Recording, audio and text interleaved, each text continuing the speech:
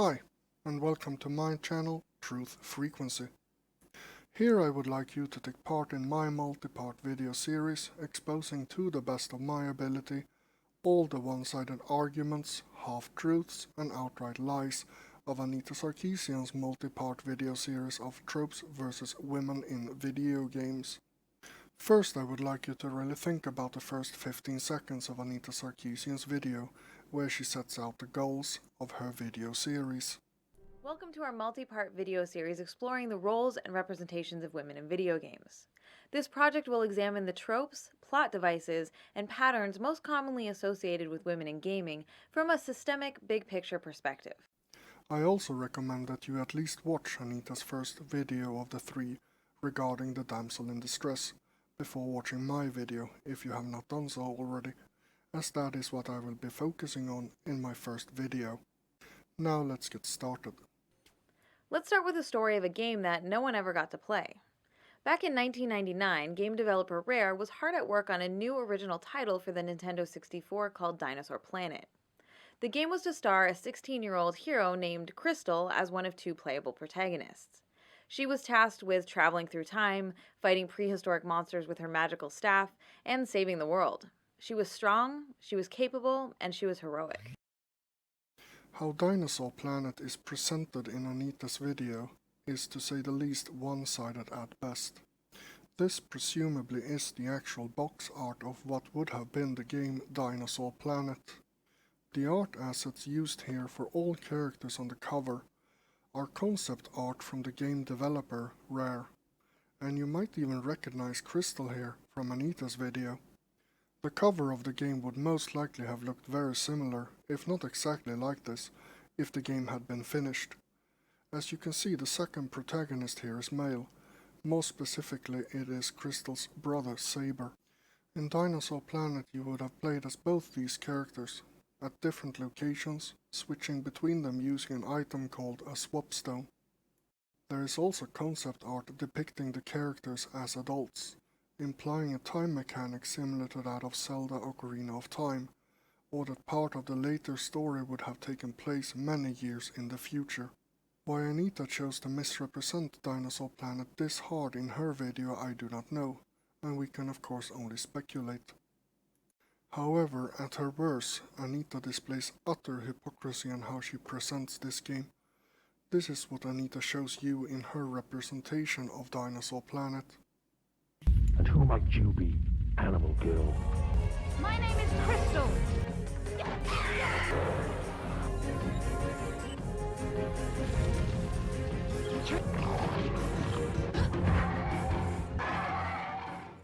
Now let's take a look at this video I have made using what little I could find on the interweb to create a more accurate representation of Dinosaur Planet. General Scales, ruler, tyrant, and dictator of the Shopclaw tribe. And who might you be, animal girl? My name is Crystal, and I've come for the princess. I am Saber, Royal Knight from the planet Animus. I've come to take the prince back to it. Hey, wait!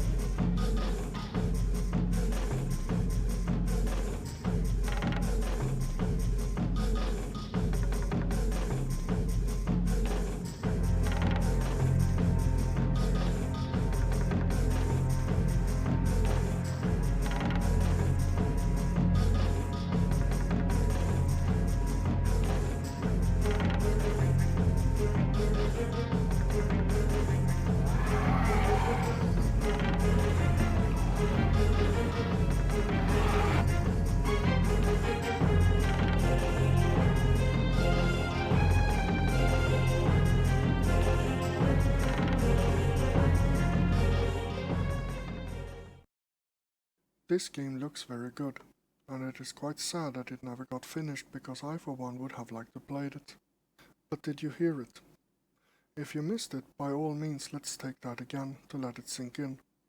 I'll remove the game's music as well that I used in my video. My name is Crystal, and I've come for the princess. I am Saber, Royal Knight from the planet Animus. I've come to take the prince back to it. Hey, wait!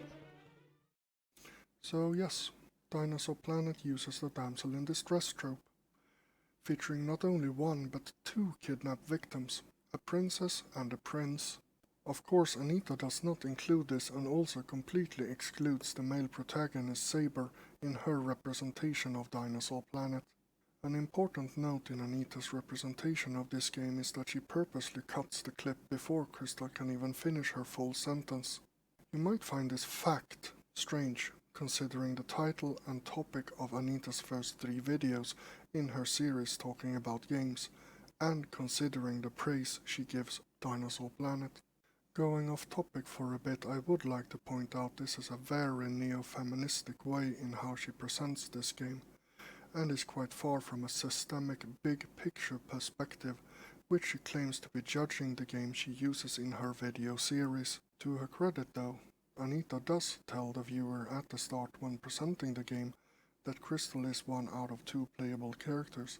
She however completely disregards to mention Saber, and in so doing tricking the viewer to simply write it off, and then portraying the game as Crystal's game, even though the player would have switched between the 2 protagonists, most likely giving them close to equal screen time.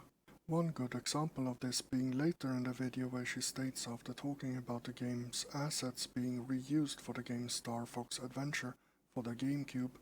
The tale of how Crystal went from protagonist of her own epic adventure to the passive victim in someone else's game illustrates how the damsel in distress trope disempowers female characters and robs them of the chance to be heroes in their own right. But let's get back on topic. The reasoning for cancelling the Nintendo 64 version of the game and reworking it for GameCube is quite simple. The Nintendo 64 was on its last legs as a console, and the GameCube was about to be completed, and the team behind Dinosaur Planet decided that the game should be moved to the next generation of consoles, and work began adapting the game to the GameCube, updating graphics, and so on. Somewhere along its development, Miyamoto saw the game and noticed Saber's similarity to Fox McCloud from Star Fox, and started insisting it to be remade into a Star Fox game. It's important to remember that it is actually not Crystal that has been removed or replaced in Star Fox Adventure, as Anita implies. Crystal still retains Dinosaur Planet's intro level almost completely intact. It is in fact Saber that gets cut in favor of a more recognizable character, namely Fox McCloud. Crystal, as stated before, remains playable at the start of the game, but at the end of the prologue gets trapped in the Crystal prison, and focus shifts to the new protagonist, Fox McCloud. Something noteworthy about Star Fox Adventure's story is that Fox isn't actually trying to save Crystal from the start of the game, as he doesn't even know of her existence. His mission from the start of the game is to save the planet, namely Dinosaur Planet, not Crystal. In fact, it takes some 20 to 30% into the actual game before Fox even sees Crystal for the first time, and this is 1 out of 3 times he will see her in the entire game. Wow, she's beautiful.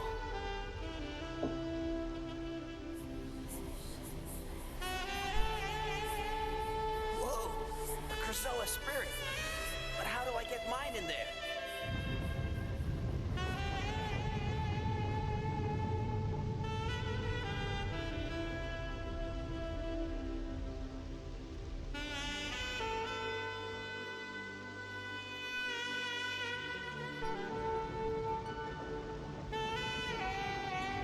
What am I doing? Happy here! What are you doing, fuck? I will agree with Anita here. Yes, it is quite cheesy. I find it cute, but very cheesy indeed. But remember that of course comes from being an adult, watching a very child-friendly game. Star Fox Adventures has a low teen rating in the US, and a 3+ in Europe, which of course will Disneyfy a story like this. I'm guessing Disneyfy isn't a real word, but most people will understand what I mean by it. The rating of games is something I will try and talk more extensively about in my second video. To emphasize the point, it is worth noting that Fox gets told about the stranger in distress by an NPC later revealed to be the antagonist in disguise.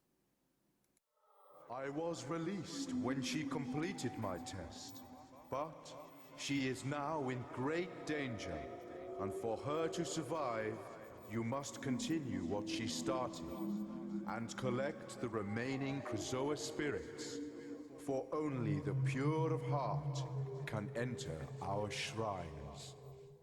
I can't just stop now to save this stranger. The planet is falling apart.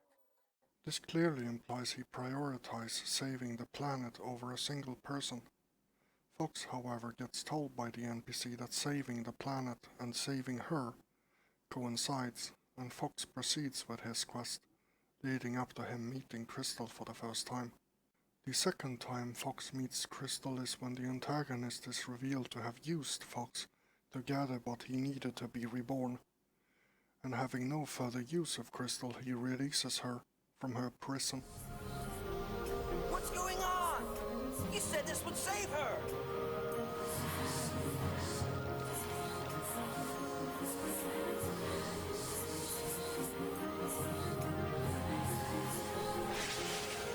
No!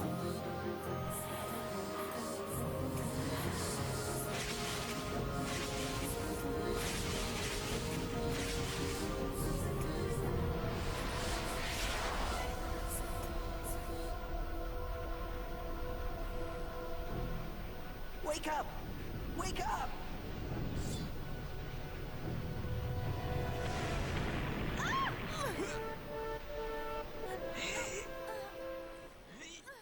Crystal, not knowing what has happened, as she has been unconscious, takes her weapon back and starts attacking the antagonist. Fox then jumps into a ship to chase after him, leading to the final boss fight.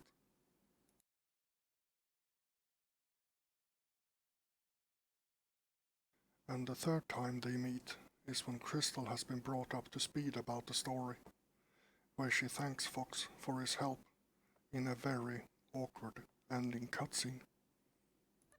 You're not shy, are you, Fox? My sensors indicate Fox's temperature is rising. Are you okay, Fox? I'm gonna be just fine. Crystal nowadays is a well-established character in the Star Fox universe, and shows up frequently in games released after Star Fox Adventures.